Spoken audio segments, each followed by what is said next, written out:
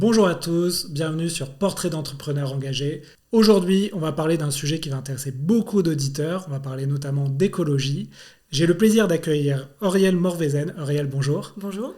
Alors Aurielle, tu es la fondatrice de Loulen. Est-ce que tu peux expliquer ce que tu fais ?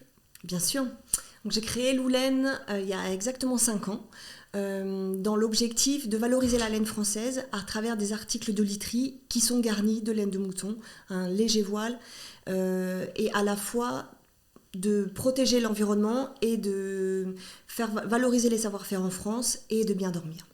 D'accord, alors c'est vrai qu'en préparant cet épisode, j'ai été marqué par en fait les couettes. Beaucoup de couettes sont en fibres synthétiques. Et simplement quand on lave ces couettes, en fait, y a une pollution qui s'opère dans les nappes phréatiques et qu'on va retrouver en fait cette pollution par le microplastique dans nos verres par exemple. Est-ce que c'est quelque chose qui t'a poussé à créer cette entreprise ou c'est une autre raison qui a fait que tu as voulu créer des couettes en laine naturelle ? En fait, il y a plein de raisons. La première, c'est que j'ai vécu 5 ans en Australie. C'est le premier pays producteur de laine dans le monde. D'accord. Et ils vendent des couettes en laine dans tous les magasins de déco. Donc ça m'avait interpellée. Et malgré la chaleur en Australie, j'y avais dormi très très bien pendant 5 ans. Donc c'était mon premier coup de cœur.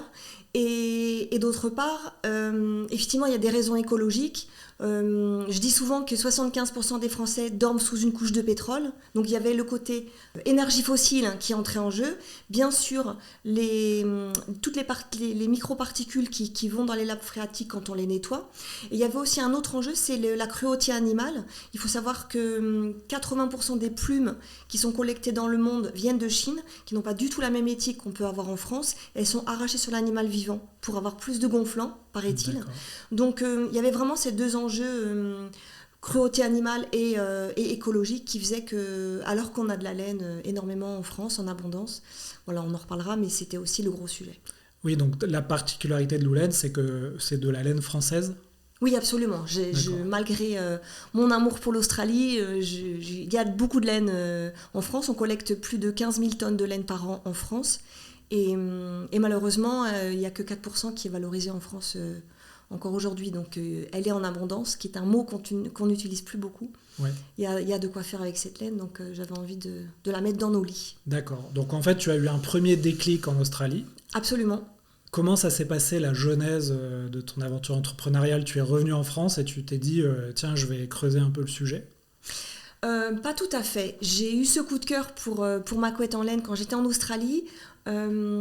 J'ai perdu mes parents assez jeunes, mon père quand j'avais 15 ans, qui a été malade pendant longtemps. Et ce côté, j'ai envie de faire quelque chose de ma vie, j'ai pas envie de passer à côté, j'ai envie d'avoir des projets, j'ai envie de croquer la vie. Ça, c'était très fort en moi. Donc j'ai eu plein d'aventures dans toute ma vie. Et quand je suis rentrée en France et qu'il a été temps pour moi de changer de couette, au bout de 15 ans, je me suis rendu compte que ça existait extrêmement peu et que c'était peu mis en avant. Il y avait un côté esthétique qui me convenait pas en France, que j'ai voulu mettre en avant, travailler sur la désirabilité du produit pour ensuite parler de tous les bienfaits de la laine dans la literie, dans le sommeil. Et voilà, j'avais envie. J'ai vu un film de Cyril Dion et Mélanie Laurent qui s'appelle Demain. Oui. Et ça a été un gros déclic aussi. J'ai eu envie de faire quelque chose de bien, de donner du sens à ma carrière et voilà, j'ai changé de vie. Et tu te rappelles de l'année ? C'était en 2018. D'accord. Donc c'était quand même quelques années avant. Oui. Ouais, c'était en 2018 et puis voilà, après il faut mûrir le projet. J'ai subi un licenciement en 2019. Assez abrupte, auquel je n'étais pas du tout préparée, mais j'ai su à ce moment-là que j'allais plus être salariée. J'avais travaillé pendant 17 ans dans le transport international de marchandises, j'étais directrice d'agence, et j'ai fait un rejet complet de l'industrie qui me gênait. Ça faisait longtemps que j'avais envie de changer de vie. Un impact environnemental catastrophique, les transports aériens et maritimes. Et tout ça mis bout à bout, plus le film, plus le licenciement, plus mon envie de donner du sens, a fait qu'au moment du confinement, j'avais l'idée et je me suis lancée. Très bien. Alors, parmi les auditeurs qui nous écoutent, on a sans doute des apprentis entrepreneurs et on se demande toujours comment on met les premières bases d'une entreprise. quels ont été selon toi on va dire les fondements de ton entreprise? Comment tu as commencé? Tu as été voir d'abord des fournisseurs ou tu as d'abord fait une étude de marché? Ça m'intéresse de savoir Ouais, quels ont comment été les j'ai premiers pas. construit. Ouais, Alors en fait, j'ai été accompagnée par un premier programme qui s'appelle Les Premières, d'accord. avec les Premières Occitanie. C'était en visio, hein, parce qu'on était tous en confinement, mais au Ah mois oui, d'avril 2020. Mais ça m'a permis de structurer tout le déploiement de la création d'entreprise. RH, travailler sur un business plan, la posture d'entrepreneur, le marketing, la communication, etc. Vraiment tous les axes. Donc j'ai vraiment tout balayé. Et j'ai fait ma recherche de fabricant, parce que c'était ça en fait, hein, le point clé. Comment fabriquer un produit, moi qui avais passé ma vie à travailler dans le service. Et j'ai participé à un concours Be a Boss, toujours en visio, qui m'a permis de récupérer le pitch, la présentation, et de l'envoyer à mes fournisseurs, futurs fournisseurs ou prospects, pour leur dire voilà le sérieux de mon projet, voilà comment j'ai envie de développer la boîte. Et il y en a un qui m'a fait confiance et je travaille toujours avec lui depuis. Donc chouette.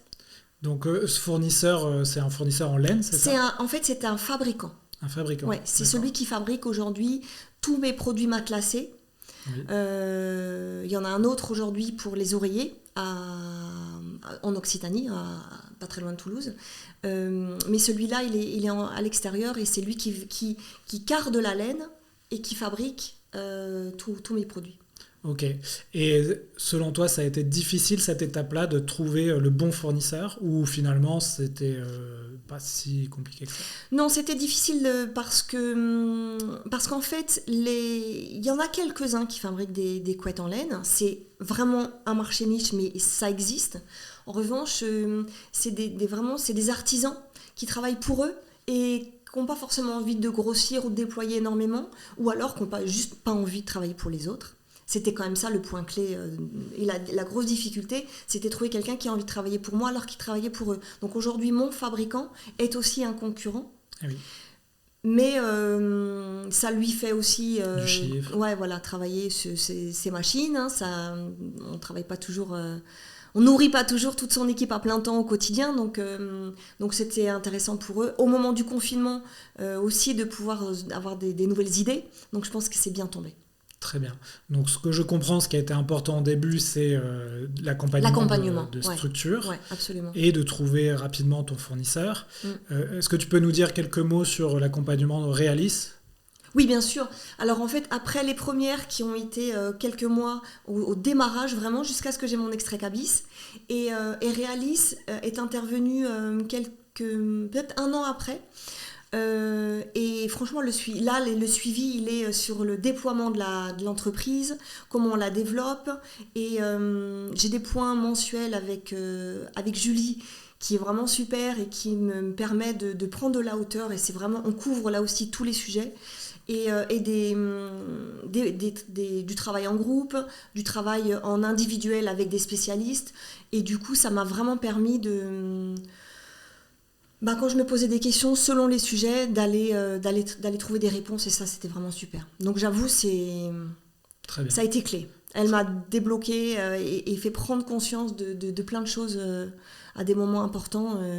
C'est vraiment indispensable pour moi. Très bien. Donc pour les auditeurs, pour rappel, Realis, c'est le programme d'accompagnement de la région Occitanie, soutenu par les équipes ad-hoc. Oui.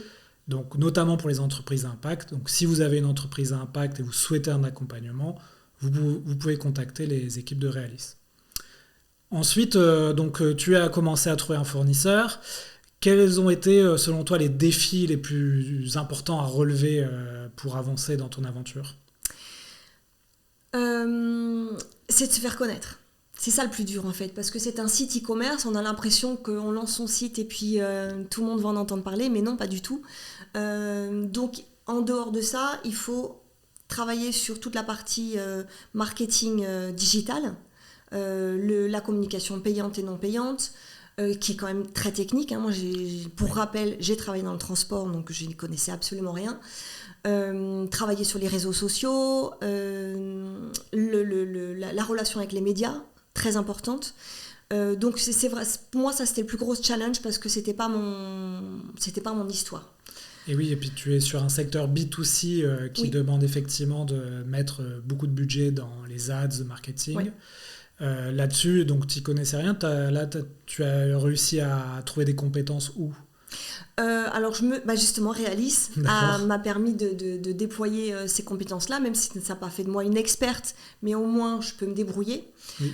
Et puis après, je fais appel à une freelance pour l'instant qui m'aide à justement développer toute la partie Google, parce que là c'est quand même très technique et on ne dépense pas son argent comme ça sans avoir un peu de connaissances et un peu de compétences, quoi. D'accord. Est-ce qu'il y a un canal, selon toi, qui est le plus important pour ton activité?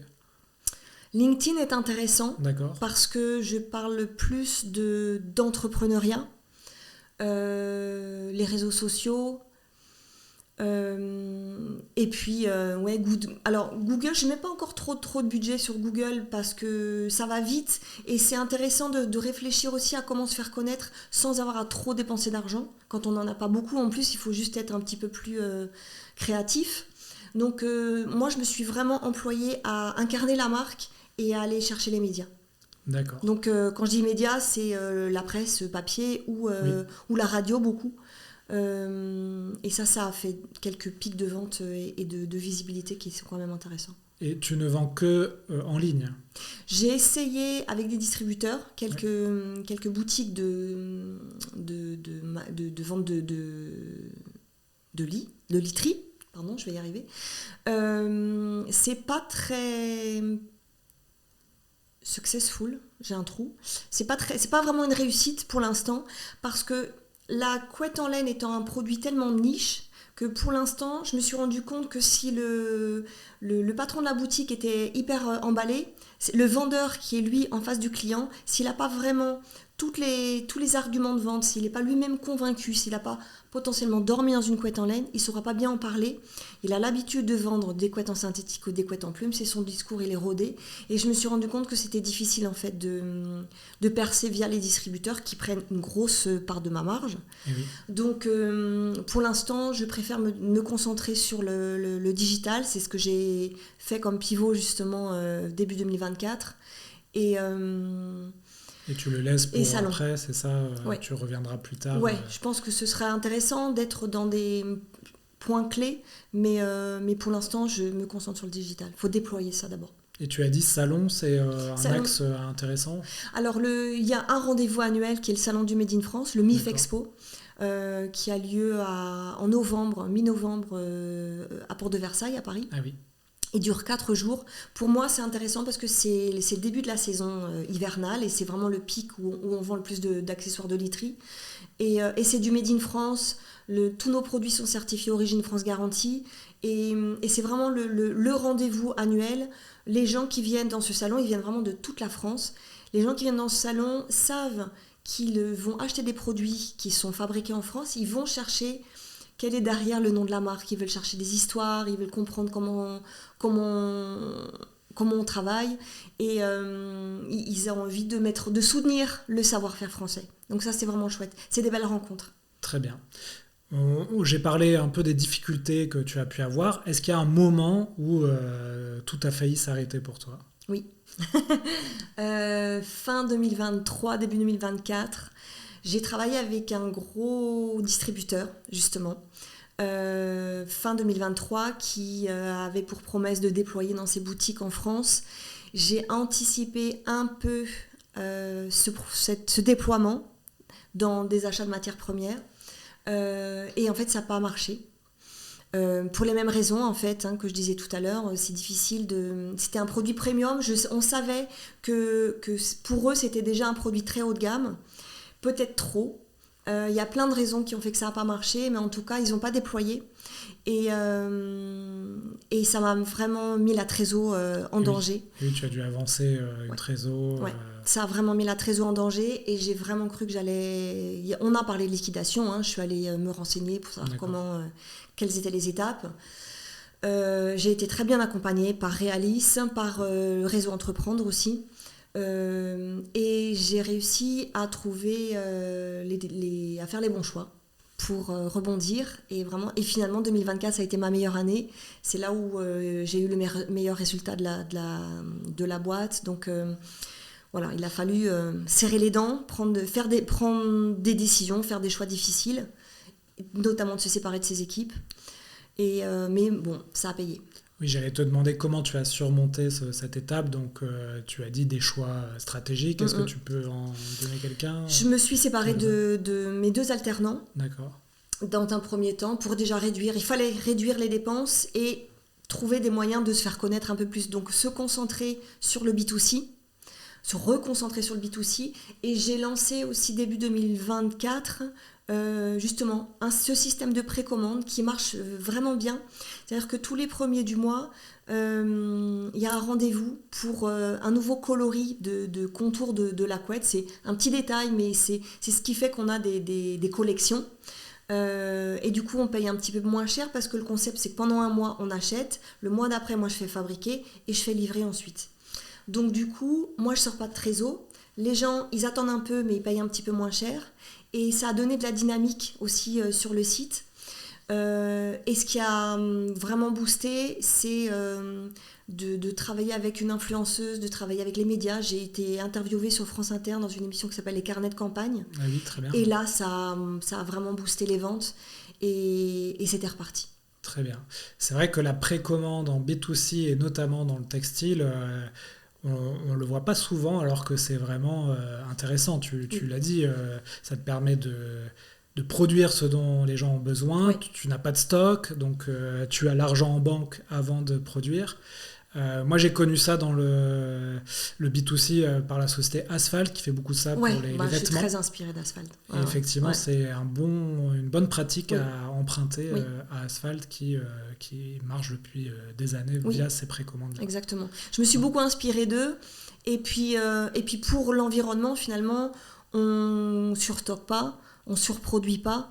Donc en fait, moi je trouve qu'il n'y a que des bénéfices, à part le fait, effectivement, pour le client d'attendre. Mais comme il a payé un petit peu moins cher, ça permet aussi de faire un achat conscient et comme quand on était gamin, qu'on attendait Noël, on attend son produit avec impatience et ça donne l'attente excitante aussi. Donc quelque part, c'est... Et puis c'est vrai que le client attend, mais il y a aussi le côté la précommande prend fin à telle date. Oui, c'est ça. Donc il y a un côté peur de louper cette date exactement. qui donne de l'excitation. Et après, c'est du marketing, hein, mais ça permet de déclencher peut-être plus de ventes ou en tout cas d'énergie marketing autour d'une vente d'un produit. Oui, c'est ça, exactement. Tu as parlé d'écologie. Est-ce qu'on peut aborder justement l'impact écologique ? Est-ce que tu as des chiffres peut-être à nous donner sur le secteur de la couette et notamment de la couette naturelle par rapport à la couette synthétique ? Alors, j'ai découvert que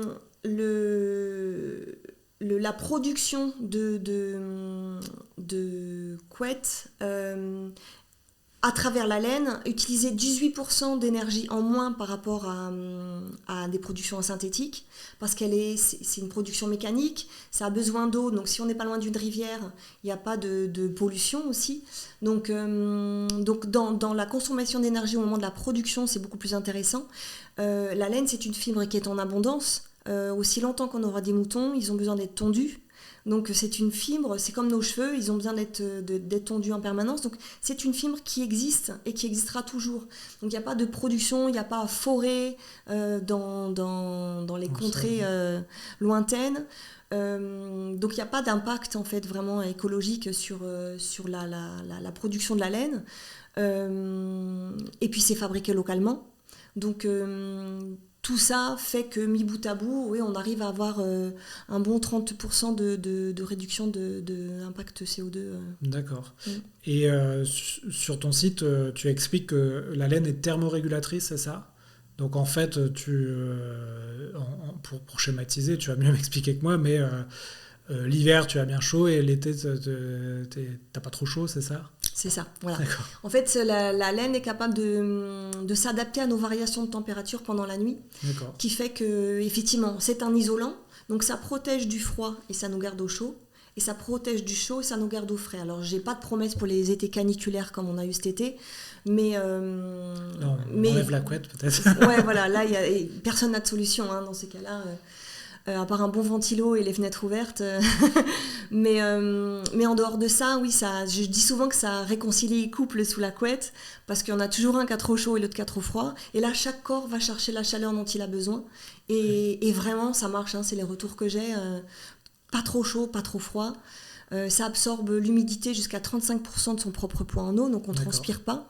C'est formidable pour les femmes qui ont la ménopause. Il paraît que c'est assez compliqué. Les sueurs nocturnes, et il n'y a pas que la ménopause d'ailleurs.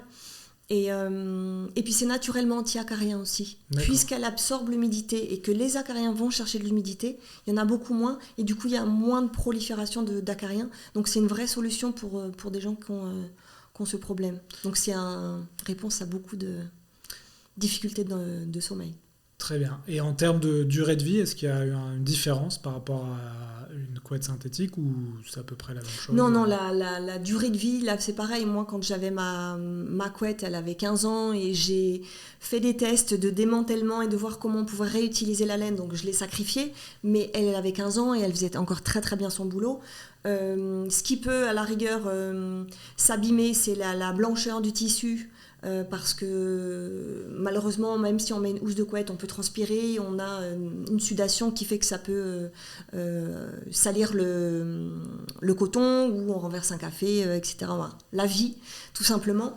Mais sinon, sa fonction en tant que telle, ça peut durer 15-20 ans. Nous, on promet 10 ans sans problème, mais c'est un investissement vraiment sur du très long terme. D'accord. Et il y a un entretien à envisager ou pas forcément? C'est pareil, la laine a moins besoin d'être nettoyée que le synthétique. Elle absorbe l'humidité, mais elle va aussi absorber les odeurs.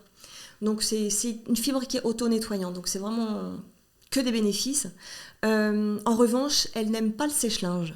D'accord. Donc et c'est compliqué de la laver parce que ça prend beaucoup de place dans une machine. Donc nous, notre conseil, c'est le nettoyage à sec, une fois par an en été, et de l'aérer au maximum toute une fois par saison, lui faire prendre l'air.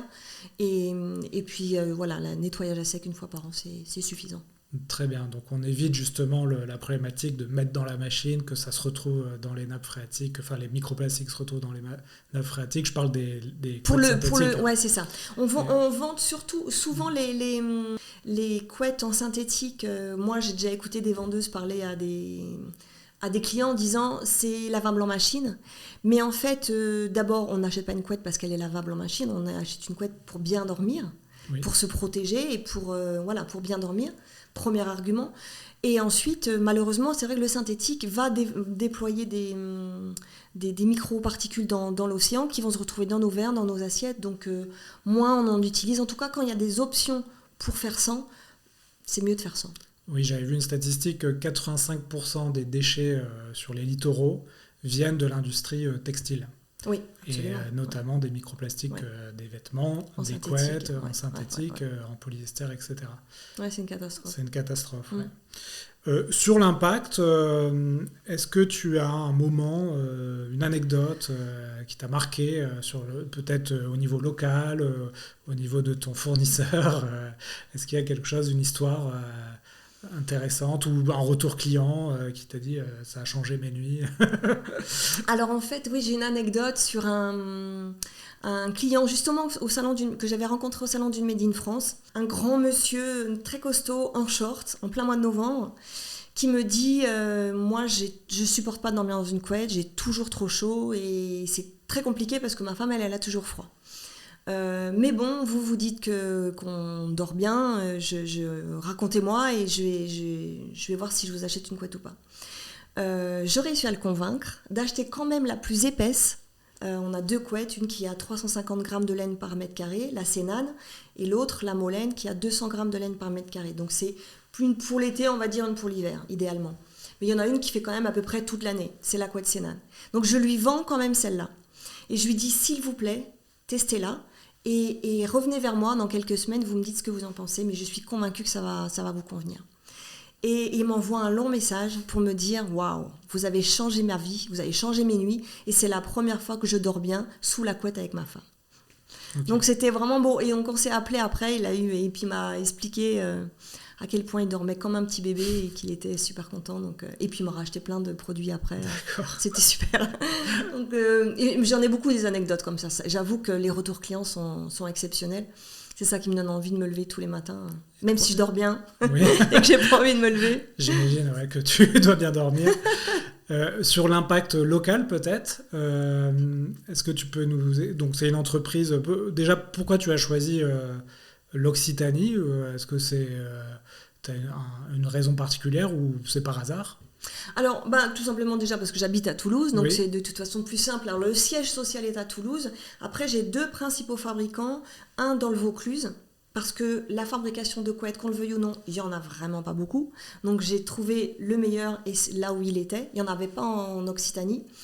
Et par contre, celui qui fabrique mes oreillers, ils sont en Haute-Garonne, donc juste à côté de Toulouse. Et ce qui est intéressant, c'est que je suis allée encore plus loin dans le fabriquer en Occitanie. C'est que je travaille avec un établissement qui emploie des personnes à situation de handicap, qui ont une exigence extrême, donc ils font un excellent travail. Et c'est vraiment le plus, c'est au-delà de valoriser le Made in France, on aide aussi des personnes à travailler tout simplement et à s'insérer dans la vie professionnelle. Donc ça a vraiment un double impact et ça c'est vraiment chouette. Il est aussi sociétal. D'accord. Et juste pour information, les matelas, les coussins, les oreillers, pardon. Les oreillers. Les oreillers, c'est aussi en laine? Oui, le garnissage est en laine, exactement. D'accord. Ouais. Et là aussi, pareil, un effet thermorégulateur, oui, comme la couette. En fait, ça absorbe l'humidité. Il y a beaucoup de gens qui transpirent de la tête. Oui. Et puis, c'est vraiment entre l'oreiller trop mou, où la tête va s'enfoncer complètement et on a l'impression d'avoir rien qui soutient, et le mémoire de forme qui est souvent trop dur. Là, c'est vraiment un entre-deux qui est intéressant. On est soutenu sans trop. Et puis, c'est naturel, ça absorbe l'humidité. On n'a pas trop chaud. Bon, ok, donc il y a un effet, c'est vrai que la couette on la met sur nous, là on est plutôt sur l'oreiller, donc c'est lourd une tête. Oui. Donc il faut que ça soutienne, mais il ne faut pas que ça s'écrase non plus. Donc voilà, la laine est un très bon intermédiaire. Très bien, très bien. On a une rubrique dans ce podcast, c'est les tips pour entreprendre, encore une fois à destination des gens qui hésitent à se lancer. Donc je voulais te demander, par exemple, quand on se lance, les 3 erreurs à éviter selon toi. 3 erreurs à éviter. Attendre d'avoir un truc parfait. Parce que ça ne l'est jamais. Et puis sinon, on se lance finalement jamais. Donc, il ne faut pas attendre trop longtemps. Il faut se faire confiance, bien sûr. Il y a toujours des gens bienveillants qui vont nous dire que ce n'est pas une bonne idée, que ce n'est pas le bon moment, que pourquoi quitter son job alors qu'il se lancer dans l'aventure. Voilà, il y a toujours des gens bienveillants pour nous dire que non, mais il faut écouter son cœur, il faut se faire confiance, et puis c'est une très très belle aventure. Et puis une erreur à ne pas faire, c'est de rester trop seul. Voilà, c'est s'engager dans des réseaux, se faire accompagner, parce qu'on est seul quand même beaucoup, tout le temps, parce qu'on prend des décisions en permanence, et pouvoir les confronter à des pairs, donc avec d'autres chefs d'entreprise, ou alors à travers un accompagnement, pour moi, ça a été clé. Oui, tu as parlé de réseau entreprendre. Je suis passé aussi par réseau entreprendre. Ça, c'est quand même un schéma intéressant parce que tu peux être accompagné par un entrepreneur un peu plus mature, oui, absolument. Qui va t'aider à justement éviter certaines erreurs de parcours. Oui. Et ça, c'est aussi intéressant. Et c'est partout en France aussi. Oui, exactement. Très bien. Est-ce qu'il y a une chose qui t'a beaucoup aidé dans ton aventure? Alors, ça peut être une rencontre, un livre, une méthode, un outil digital. Tu peux m'en citer plusieurs si tu veux, mais quand je te pose cette question, est-ce qu'il y a quelque chose qui te vient à l'esprit assez rapidement? Ouais, en fait, il y a quelques années, j'avais écouté j'ai forcément cherché beaucoup d'entrepreneurs, beaucoup de conseils, etc. pour faire les choses au mieux possible au début de l'aventure de Loulaine. Et j'ai écouté je ne sais pas si c'était un podcast ou en tout cas des petites vidéos de Guillaume Gibaud, qui est le fondateur du slip français, qui avait lancé un petit... des petites vidéos, oui. Voilà, ça s'appelait « J'y vais mais j'ai peur ». Et en fait, c'était extrêmement bien mené. Et en fait, j'ai suivi pas à pas. Oui, je me souviens des c'était vidéos super sur YouTube. drôle. Oui. Et c'était très pertinent, plein d'outils, plein de bons conseils, plein d'étapes, etc. Et je prenais des notes et c'est ça qui m'a aidé aussi à démarrer l'aventure et à structurer. On parle beaucoup de structurer et quand on est au démarrage d'une aventure entrepreneuriale, on ne comprend pas toujours bien ce que ça veut dire. Mais s'assurer qu'on pense à tout et qu'on limiter les erreurs, quoi. De toute façon on en fait, il n'y a pas de sujet, mais les limiter. Oui, et puis en plus lui il a créé le CIP français, donc c'est un secteur qui est aussi dans le textile, avec une empreinte locale, donc tu as pu aussi t'inspirer de son aventure. Oui, exactement. Ouais. Très bien. Est-ce qu'il y a une leçon durant ces années d'entrepreneuriat que tu as apprise, que tu as retenue, ou une prise de conscience que tu as fait grâce à cette aventure? Alors j'ai couru un marathon. D'accord. L'année dernière, c'est le marathon des Jeux Olympiques, j'ai eu cette chance. J'avais jamais couru avant et j'avais fait le parallèle entre le marathon et l'entrepreneuriat. Se lancer dans une aventure comme ça, c'est loin d'être un sprint, c'est un marathon, faut tenir. On m'a dit que j'étais un symbole de résilience l'année dernière, mais c'est vrai que réussir à prendre de la hauteur et à pivoter quand il y a besoin, c'est ça qui est important, je trouve aussi. C'est de réussir à comprendre que là, il y a une décision à prendre, parfois des choix difficiles, mais en tout cas, pas trop attendre. Et puis pivoter quand il y a besoin. J'ai voulu tester le monde de la distribution, c'était trop tôt, revenir en arrière et se reconcentrer sur ce qui convient. Au tout démarrage de Loulaine, je voulais me lancer sur des accessoires pour bébés. Et on m'a dit, waouh, la montagne que vous voulez gravir, elle est sacrément costaud. Et comme je voulais aussi faire pour les adultes, je me suis dit, je vais d'abord faire sur les adultes finalement et je ferai les bébés plus tard. Et les bébés, ils arrivent là, en fin d'année. Mais donc ça a mis 5 ans. Mais en tout cas, voilà, les pivots. Très bien. Alors justement, je voulais te demander, là tu nous as dit qu'en 2024, tu as fait ta meilleure année. Quelle est la suite pour Loulaine? Quelles sont les choses que tu envisages? Alors, tu nous as un peu teasé avec les bébés, mais quelle va être ton activité prochainement? Et peut-être quelle va être ton ambition pour Loulaine l'année à venir, alors fin 2025 et 2026? Alors en fait, là, je suis en pleine recherche de financement. Enfin, recherche, d'ailleurs, c'est en cours. Je n'ai déjà obtenu quelques dizaines de milliers d'euros, donc ça c'est chouette. Donc ça va m'aider à développer des nouveaux produits. Donc je lance le linge de lit dans quelques semaines, une collection pour bébés en fin d'année, et puis déployer tout ça pour l'année prochaine, retravailler la partie distribution, mais peut-être plutôt avec les bébés, et puis recruter une équipe qui me permettra aussi de déployer plus facilement la communication, travailler sur le marketing digital mais en interne et voilà, continuer à promouvoir les bienfaits de la laine dans le sommeil. Très bien, bah écoute, en tout cas, tu m'as donné envie. C'est vrai. Oui. Chouette. Donc comment on fait si on est intéressé par tes produits, qu'on a envie d'acquérir sa première couette ou peut-être les prochains produits que tu vas sortir? Alors, faut aller faire un petit tour sur le site internet www.loulaine.fr, c'est en un seul mot. Et sinon, on nous trouve sur les réseaux sociaux, sur LinkedIn, sur Instagram. D'accord. Voilà. Comment on fait pour te suivre? C'est pareil, sur LinkedIn ou sur Instagram, on peut me trouver. Oui. Et voilà, s'il y a besoin de conseils, je suis là aussi pour aider quand il y a besoin. Bah écoute, on mettra tous les liens dans les notes du podcast. En tout cas, vous allez pouvoir retrouver cet épisode sur toutes les plateformes, notamment YouTube et LinkedIn. Et bien sûr, sur d'autres formats, notamment les formats courts qu'on va développer suite à cette interview. En tout cas, merci beaucoup d'avoir ouvert la saison 2 de Portrait d'entrepreneurs engagés. J'espère que l'interview t'a plu. C'était super, merci. Très bien. Bah, écoute, à bientôt. Bonne aventure avec Loulaine. Merci beaucoup. Et puis, on va tester des nuits sans compter les moutons. Sans compter les moutons, exactement. Merci beaucoup, à bientôt. Merci beaucoup.